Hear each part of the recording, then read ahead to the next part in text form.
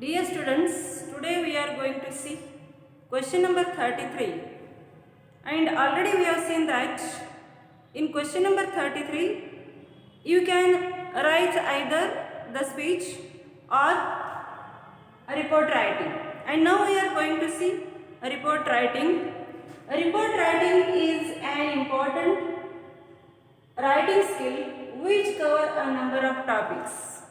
So here sometimes you will be given to write the report on bar graph, or sometimes it will be given on pie chart, or sometimes it will be given on line graph.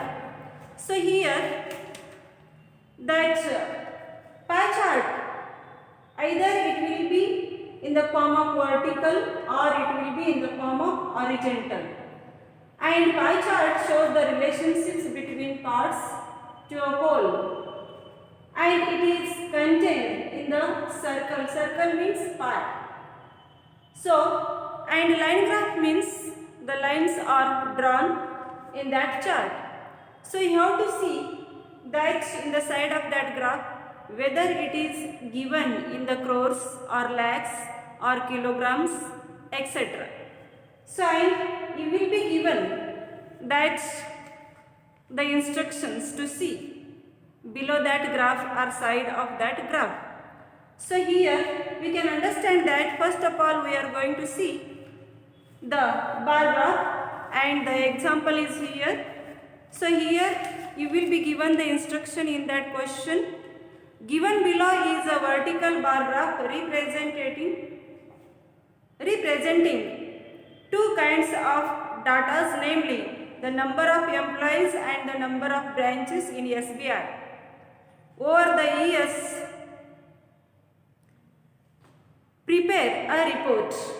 So ಇಲ್ಲಿ ಏನಂದ್ರೆ ನಾವು ಈಗಾಗಲೇ question number 33 speech writing ನೋಡಿದ್ದೀವಿ. ಈಗ question number 33 ಇದು ಏನಂದ್ರೆ ಅಲ್ಲಿ speech ಬರಿಬಹುದು, ಇಲ್ಲ ಅಂತಂದ್ರೆ ಅದು ವರದಿ ಮಾಡಬಹುದು ಅಂತ, ರಿಪೋರ್ಟ್ ರೈಟಿಂಗ್ ಬರಿಬಹುದು. ಹಾಗಾದ್ರೆ ಇಲ್ಲಿ ರಿಪೋರ್ಟ್ ರೈಟಿಂಗ್ ಅದು ಏನಂತಂದ್ರೆ ಇದು ಒಂದು ಏನಂದ್ರೆ ಬರಹದ ಒಂದು ಏನಂದ್ರೆ ಟ್ಯಾಲೆಂಟ್ ಇದ್ದ ಹಾಗೆ, ಒಂದು ಕಲಾ ಕೌಶಲ್ಯ ಇದ್ದ ಹಾಗೆ. ಯಾಕಂದ್ರೆ ಬೇರೆ ಬೇರೆ ತರಹದಲ್ಲಿ ಏನಂದ್ರೆ ಜನರು ಬರಿತಾ ಇರ್ತಾರೆ. ಇದು ಕೂಡ ಏನಂದ್ರೆ ಒಂದು ಬರವಣಿಗೆಯ ಶೈಲಿ ಅಂತ ಹೇಳ್ತಾರೆ, ಸ್ಕಿಲ್ ಅಂತ ಹೇಳ್ತಾರೆ. ಸೊ ಅದರಲ್ಲಿ ಸಾಕಷ್ಟು ಟಾಪಿಕ್ಸ್ಗಳನ್ನ ಇರ್ತವೆ. ಸೊ ಅದು ಸೈನ್ಸ್ ಮೇಲೆನೇ ಬರಬಹುದು, ಅಥವಾ ಏನಂದ್ರೆ ಬೇರೆ ಬೇರೆ ಟಾಪಿಕ್ಸ್ಗಳ ಬಗ್ಗೆ ಬರಬಹುದು. ಸೊ ಇಲ್ಲಿ ಏನಾಗಿರ್ತದೆ, ಈ ರಿಪೋರ್ಟ್ ರೈಟಿಂಗ್ ಏನಂದ್ರೆ 3 ತರಹದಲ್ಲಿ ಕೊಡಲಾಗ್ತದೆ. ಕೆಲವು ಸರ್ತಿ ನಿಮಗೆ ಬಾರ್ ಗ್ರಾಫ್ ಕೊಡ್ತಾರೆ, ಇಲ್ಲ ಕೆಲವು ಸರ್ತಿ ಪಾಯ್ ಚಾರ್ಟ್ ಕೊಡ್ತಾರೆ. ಸೊ ಬಾರ್ ಗ್ರಾಫ್ ಅಂದ್ರೆ ಈ ತರ.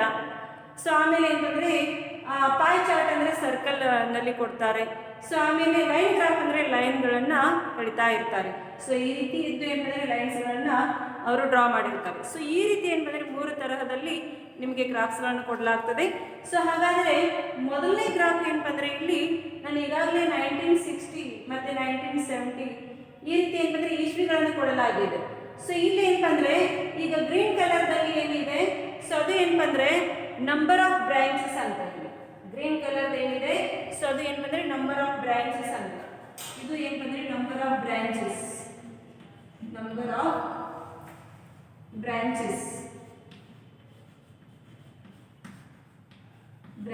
ಅಂತ. ಮತ್ತೆ ಇದು ನಂಬರ್ ಆಫ್ ಏನಂದ್ರೆ ಎಂಪ್ಲಾಯೀಸ್ ಅಲ್ಲಿ ಸೈಡ್ ಅಲ್ಲಿ ಕೊಟ್ಟಿರ್ತಾರೆ ಅದು ಇನ್ಸ್ಟ್ರಕ್ಷನ್ಸ್ ಗಳನ್ನ. ಸೊ ಅದು ಏನಂದ್ರೆ ಫಾಲೋ ಮಾಡ್ತಾ ಹೋಗ್ಬೇಕಾಗ್ತದೆ. ನಂಬರ್ ಆಫ್ ಬ್ರಾಂಚಸ್ ಮತ್ತೆ ನಂಬರ್ ಆಫ್ ಎಂಪ್ಲಾಯೀಸ್ ಅಂತ. ನಂಬರ್ ಆಫ್ ಎಂಪ್ಲಾಯೀಸ್, ಇದು ನಂಬರ್ ಆಫ್ ಬ್ರಾಂಚಸ್. ಸೊ ಹಾಗಾದ್ರೆ ಇಲ್ಲಿ ಗ್ರೀನ್ ಕಲರ್ ದಲ್ಲಿ ಇರ್ತಕ್ಕಂಥದ್ದು ಇದು ಏನಂತಂದ್ರೆ ನಂಬರ್ ಆಫ್ ಬ್ರಾಂಚಸ್, ಮತ್ತೆ ಏನಂದ್ರೆ ಇಲ್ಲಿ ಈ ಪರ್ಪಲ್ ಏನಂದ್ರೆ ಪಿಂಕ್ ಕಲರ್ ಇದ್ದದ್ದು ಏನಂದ್ರೆ ಸೊ ಇಲ್ಲಿ ಎಂಪ್ಲಾಯೀಸ್ ಆಗ್ತದೆ.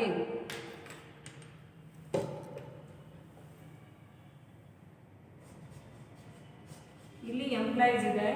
ಆಮೇಲೆ ಗ್ರೀನ್ ಕಲರ್ ಏನಿದೆ ಅದು ಬ್ರಾಂಚಸ್ ಅಂದ್ರೆ ಶಾಖೆಗಳು.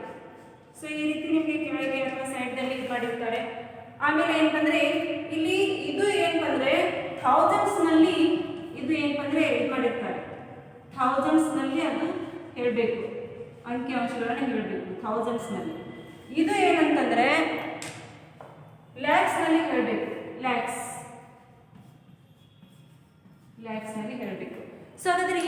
ಏನಂದರೆ ಅವರು ಇನ್ಸ್ಟ್ರಕ್ಷನ್ಸ್ಗಳನ್ನು ಕೊಟ್ಟಿರ್ತಾರೆ, ನೀವು ಆ ಇನ್ಸ್ಟ್ರಕ್ಷನ್ಸ್ಗಳನ್ನ ಫಾಲೋ ಮಾಡುತ್ತಾನೆ ಅಲ್ಲಿ ಹೋಗಬೇಕಾಗ್ತದೆ. ಸೊ ನಾವು we are going to see that the first graph and report on that graph.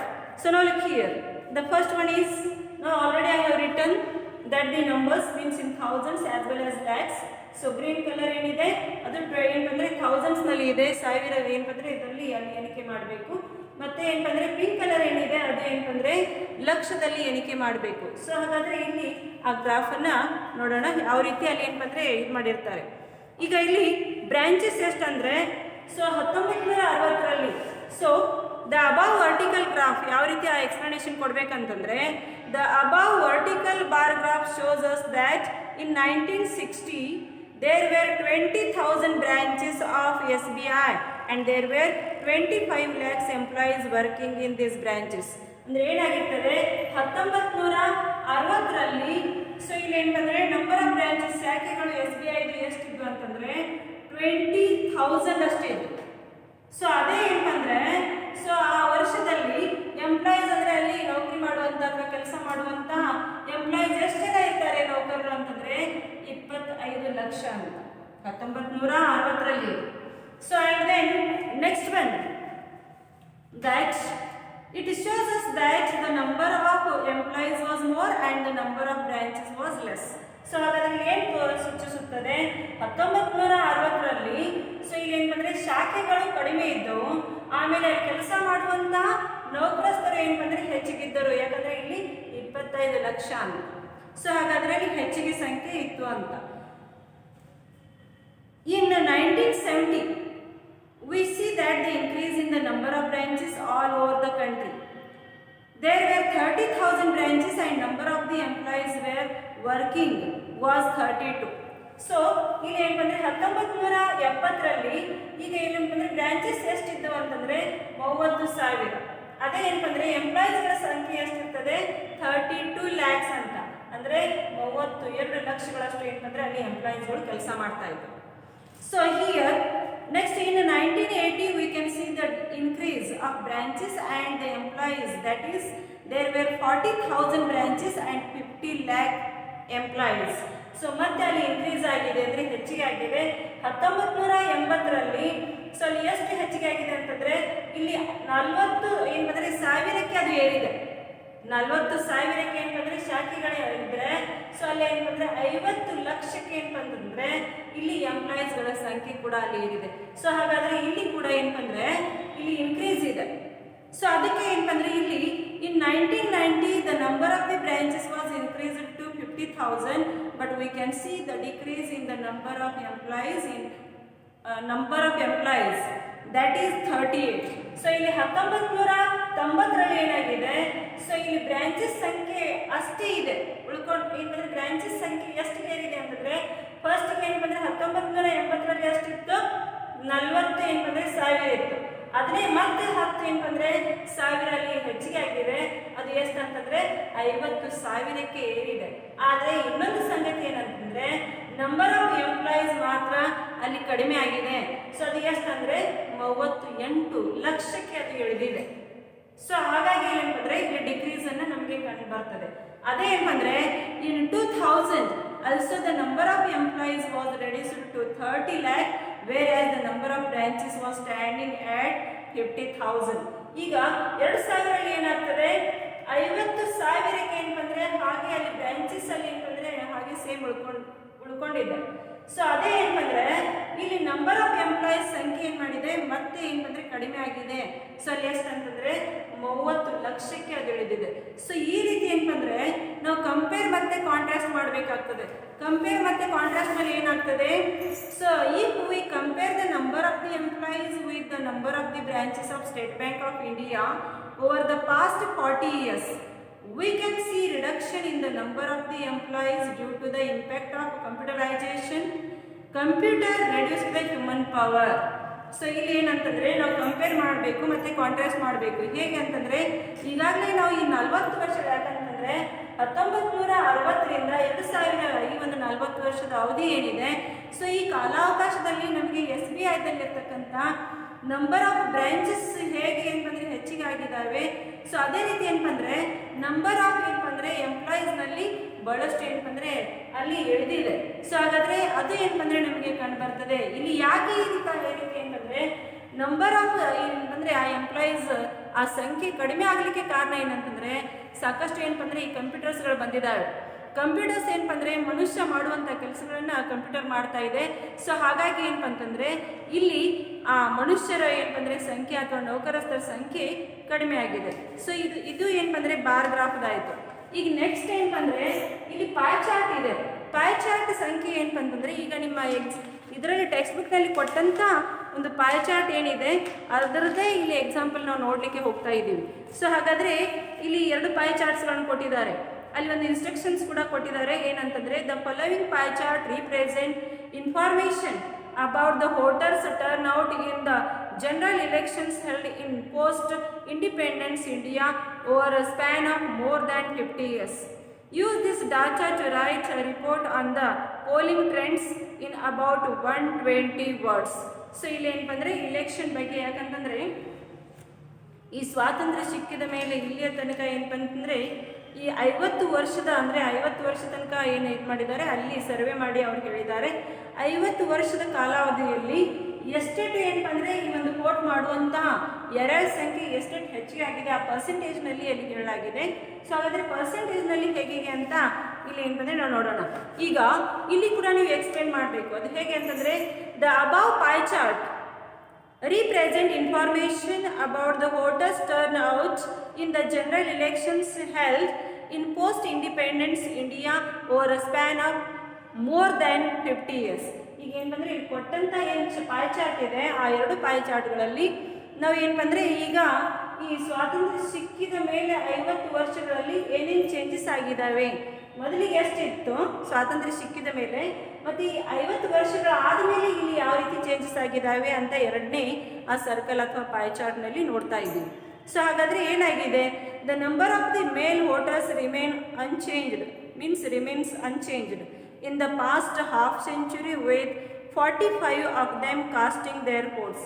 So ಇಲ್ಲೇನಾಗಿದೆ, ಸೊ ಇಲ್ಲಿ ಏನಪ್ಪ ಅಂದರೆ ಮೇಲ್ ಅಂದರೆ ಪುರುಷರ ಅಥವಾ ಗಂಡಸರ ಒಂದು ಏನಂದರೆ ವೋಟರ್ಸ್ ಯಾರಿದ್ದಾರೆ, ಸೊ ಅವರ ಸಂಖ್ಯೆ ಮಾತ್ರ ಹಾಗೆ ಉಳ್ಕೊಂಡಿದೆ. ಯಾಕಂದರೆ ಸ್ವಾತಂತ್ರ್ಯ ಸಿಕ್ಕಿದ ಮೇಲೆ ಅವಾಗ ಎಷ್ಟಿತ್ತು ಆ ಪರ್ಸೆಂಟೇಜ್ ವೋಟ್ ಹಾಕುವಂಥ ಜನರ ಒಂದು ಗಂಡಸರ ಏನಂತಂದರೆ ಸಂಖ್ಯೆ ಎಷ್ಟಿತ್ತು ಅಷ್ಟೇ ಅಂತಂದರೆ ಈಗಲೂ ಕೂಡ 50 ವರ್ಷ ಆದಮೇಲೆ ಕೂಡ ಅದೇ ಥರ ಉಳಿದಿದೆ. ಸೊ ಹಾಗಾದರೆ ಸೊ ಇಟ್ ರಿಮೀನ್ಸ್ ಅನ್ಚೇಂಜ್ಡ್ ಅಂತ ಇಲ್ಲಿ ಯಾವುದೇ ರೀತಿ ಬದಲಾವಣೆ ಆಗಿಲ್ಲ. ಅಲ್ಲಿ ಕೂಡ 45% ಅಷ್ಟೇ ಜನ ಇದ್ದರು, ಇಲ್ಲಿ ಕೂಡ 45 ಜನ ಏನಂದರೆ ಪರ್ಸೆಂಟೇಜ್ ಅಷ್ಟು ಈ ಗಂಡಸರ ಸಂಖ್ಯೆ ವೋಟರ್ಸ್ ಸಂಖ್ಯೆ ಅಥವಾ ಮತದಾರರ ಸಂಖ್ಯೆ ಅಲ್ಲಿದೆ. ಸೊ ಆಮೇಲೆ ನೆಕ್ಸ್ಟ್ ಏನಂತಂದರೆ the percentage of senior citizens has come down to 5% from 20 in the pre independence era. So ಇಲ್ಲಿ ಏನಂದರೆ ಹಿರಿಯ ಒಂದು ಮತದಾರರ ಸಂಖ್ಯೆ ಫಸ್ಟಿಗೆ ಎಷ್ಟಿತ್ತಂದರೆ 20%. ಅದನ್ನೇನಾಗಿದೆ ಇಲ್ಲಿ 50 ವರ್ಷದ ಮೇಲೆ ಏನಂದರೆ ಇಲ್ಲಿ ಏನಾಗಿದೆ 5%ಗೆ ಇಳಿದಿದೆ. ಸೊ ಅಲ್ಲಿ ಏನಂದರೆ ಸಾವು ಆಗ್ತಾ ಇರ್ಬೋದು ಅಥವಾ ಏನಂದರೆ ಕೆಲವರು ಹೋಗದೇ ಇರ್ಬೋದು. ಸೊ ಹಾಗಾಗಿ ಏನಂದರೆ ಇಲ್ಲಿ ಹಿರಿಯ ಮತದಾರರ ಸಂಖ್ಯೆ 20ರಿಂದ 5ಕ್ಕೆ ಇಳಿದಿದೆ ಅಂತ. ಸೊ ಆಮೇಲೆ ನೆಕ್ಸ್ಟು ಸೊ ಹಾಗಾದರೆ ಇಲ್ಲಿ ಇಳಿಕೆಯನ್ನು ನಮಗೆ ಕಂಡು ಬರ್ತದೆ. V notice an increase in the freshers voting. It has gone up from 10 to 15%. ಹಾಗಾದರೆ ನಮಗೆ ಏನಂದರೆ ಫ್ರೆಷರ್ಸ್ ಅಂದರೆ ಹೊಸದಾಗಿ ಏನಂದರೆ ಏನು ಮತದಾರ ಒಂದು ಚಲಾಯಿಸಲಿಕ್ಕೆ ಅವರಿಗೆ ಹಕ್ಕು ಸಿಕ್ಕಿರ್ತದೆ ಅಂತಹ ಯುವಕರ ಬಗ್ಗೆ ಅಲ್ಲಿ ಹೇಳ್ತಾರೆ, ಫ್ರೆಷರ್ಸ್ ಅಂತ ಹೇಳಿ ಕರೀತಾರೆ. ಸೊ ಇಲ್ಲಿ ಮೊದಲಿಗೆ ಎಷ್ಟಿತ್ತು ಅಂತಂದರೆ 10% ಇತ್ತು. 50 ವರ್ಷ ಆದಮೇಲೆ ಏನಂದರೆ ಇಲ್ಲಿ 15% ಏರಿದೆ. ಅಂದರೆ 5% ಅಲ್ಲಿ ಜಾಸ್ತಿ ಆಗಿದೆ. ಸೊ ಇಲ್ಲಿ ಇನ್ಕ್ರೀಸ್ ಕಾಣ್ತದೆ. ನೆಕ್ಸ್ಟ್ ಏನಂದರೆ this may be due to an awareness in the youth about the importance of casting votes. So ಅಲ್ಲಿ ಮೊದಲು ಕೇವಲ ಏನಂತಂದರೆ ಸೊ ಇಲ್ಲಿ ಫ್ರೆಷರ್ಸ್ ಎಷ್ಟು ಜನ ಅಂತಂದರೆ 10% ಅಷ್ಟೇ, ಆದರೆ ಅಲ್ಲಿ 5% ಮತ್ತೆ ಜಾಸ್ತಿ ಆಗಿದೆ ಅಂದರೆ 15% ಆಗಿದೆ. ಹಾಗಾದರೆ ಯುವಕರಲ್ಲಿ ಈ ಮತದಾನ ಬಗ್ಗೆ ಅರಿವು ಮೂಡಿದೆ.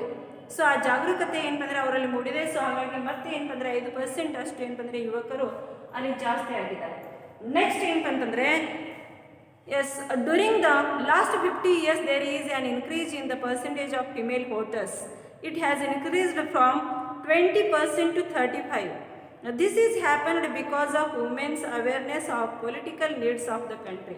ಸೊ ಈಗ ಇಲ್ಲಿ ಸ್ತ್ರೀಯರ ಒಂದು ಮತದಾರ ಏನಂದ್ರೆ ಸ್ತ್ರೀ ಮತದಾರರ ಒಂದು ಸಂಖ್ಯೆ ಎಷ್ಟಿದೆ ಅಂತಂದ್ರೆ ಫಿಮೇಲ್ ವೋಟರ್ಸ್ ಸಂಖ್ಯೆ ಎಷ್ಟಿದೆ ಅಂತಂದ್ರೆ ಮೊದಲಿಗೆ 25% ಇದ್ರೆ ಇಲ್ಲಿ ಏನಂದ್ರೆ 35% ಅಷ್ಟು ಏನಂದ್ರೆ ಮಹಿಳೆಯರ ಮತದಾನ ಏನಂದ್ರೆ ಚಲಾಯಿಸುವಂತಹ ಮಹಿಳೆಯರ ಸಂಖ್ಯೆ.